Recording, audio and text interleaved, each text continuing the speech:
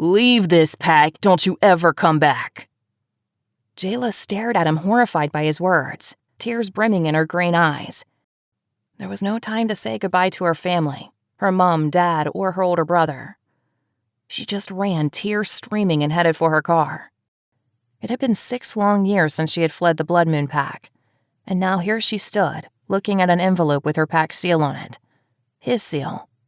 She lifted her eyes from the envelope to the beautiful boy playing with his sisters on the floor of the living room of her apartment. This is not happening. It can't be. They had somehow survived and moved on with their lives, were living peacefully well away from the pack. She had never returned, just like he'd told her.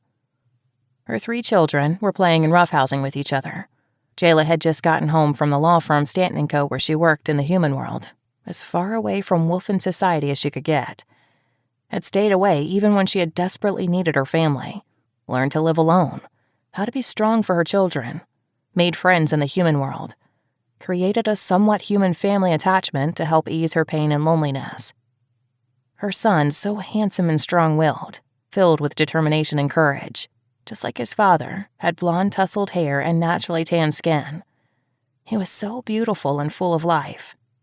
He looked up at her with his brilliant green eyes, her eyes. It was the only thing he had gotten from her. Everything else was from his father, a man who hated her. The girls also had blonde hair and green eyes. She let their hair grow long. It was wavy like hers, but not dark brown like hers. Their temperament was much softer than her son. He was much bigger and stronger, and was their protector at all times, though he was only born 3 minutes earlier. Little Nate was a good 2 inches taller than his identical sisters Lily and Rosalie.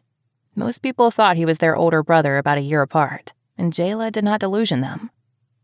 She stepped into her kitchen, leaving them to play as they were, her eyes turning to the envelope in her hand.